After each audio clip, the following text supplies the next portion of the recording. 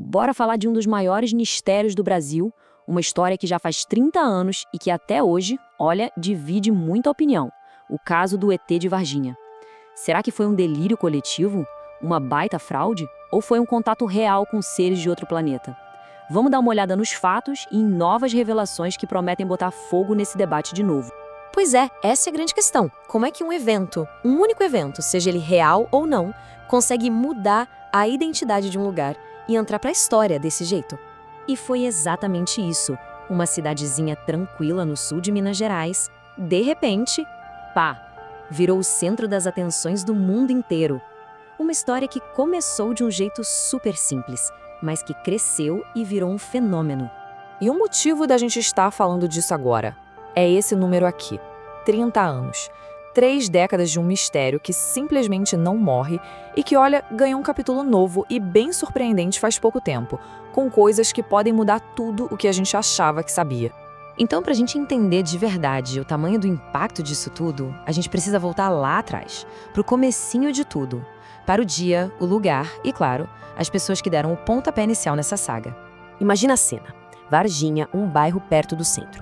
Tem um terreno baldio que, aliás, está lá até hoje como se fosse uma testemunha silenciosa do que rolou. Era só mais um dia comum, que estava prestes a se tornar inesquecível. E essas são as protagonistas, a Kátia e as irmãs Liliane e Valquíria. Um ponto super importante é a idade delas na época, sabe? Eram muito jovens quando disseram ter visto algo inexplicável. Agora, vamos mergulhar nos detalhes da descrição que elas deram. O primeiro depoimento é de arrepiar pela riqueza de detalhes e pela emoção na voz delas. Tudo começa pelos olhos da tal criatura. Um detalhe que virou um ícone, né? E a descrição continua ficando cada vez mais estranha.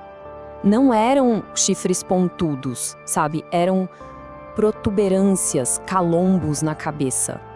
O interessante aqui é ver o esforço delas para descrever uma coisa que elas nunca tinham visto na vida. E esse detalhe aqui é chave. Ele vem do primeiro depoimento que elas deram em vídeo, só 3 dias depois do suposto contato. A memória ainda estava super fresca.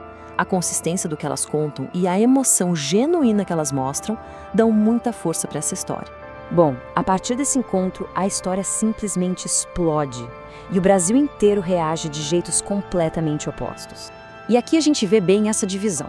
De um lado, um medo genuíno se espalhou pelo país. Gente com medo de ser abduzida, pais com medo de deixar os filhos brincarem na rua. Do outro lado, o humor brasileiro, né? A zoeira. O ET virou personagem do Cacete Planeta, ganhou apelido, virou piada nacional. E essa era a grande dúvida que ficou no ar para muita gente. E aí, a gente leva a sério e fica com medo? Ou a gente transforma tudo numa grande brincadeira? E quando parecia que essa história já tinha chegado no seu limite de coisas estranhas, um documentário recente trouxe uma bomba. Um segredo guardado por 30 anos com uma nova testemunha-chave que pode virar o jogo todo. Pensa um pouco. E se mais alguém, uma pessoa com muita credibilidade, também tivesse visto a criatura, mas escolheu ficar em silêncio por 3 décadas? O nome dele é Ítalo Venturelli, uma figura muito conhecida e respeitada lá em Varginha. E o depoimento dele, que é uma das partes mais impressionantes desse documentário novo, pode mudar completamente a nossa percepção do caso. É um relato direto. Chocante. O Dr. Venturelli diz que foi chamado no hospital principal da cidade e lá deu de cara com a criatura. O ponto crucial aqui é o lugar, um hospital. Se isso for verdade, significa que alguma instituição oficial estava envolvida. E a descrição dele ainda adiciona novos detalhes. Ele fala de um crânio em formato de gota, olhos também em gota e de uma cor bem específica, lilás. É mais uma peça que se junta a esse quebra-cabeça maluco. E essa é a pergunta de R$1 milhão, né? A pergunta que os diretores do documentário levantam. Qual seria a motivação para um profissional respeitado inventar uma história dessas depois de tanto tempo? Mas, claro, a gente tem que ser crítico e pensar.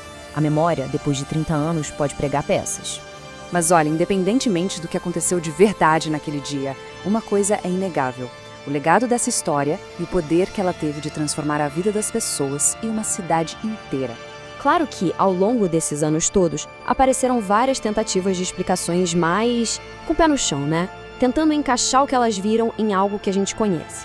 Diziam que podia ser um macaco, uma capivara ou até mesmo uma pessoa drogada. Só que aqui está o ponto central de tudo. O fato é que, depois de 3 décadas, nenhuma teoria, nem as mais fantásticas e nem as mais racionais, foi provada cientificamente. O mistério continua ali, intacto. E essa é uma visão bem interessante dos diretores do novo documentário. Eles mudam um pouco o foco da pergunta. Em vez de perguntar, o ET existiu? Eles perguntam, o que as testemunhas viveram?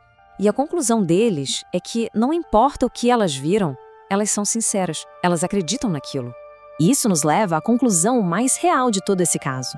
A verdade mais concreta talvez não seja a criatura em si, mas o impacto profundo e duradouro que essa história teve na vida das pessoas envolvidas e na identidade da cidade de Varginha. E para fechar, fica essa reflexão. O que é mais real, o ET de Varginha ou a história que ele criou? Talvez a maior verdade desse caso não seja sobre o que foi visto naquele terreno baldio, mas sobre a nossa necessidade de acreditar, de buscar um sentido no desconhecido e de contar histórias que conectam a gente com o universo.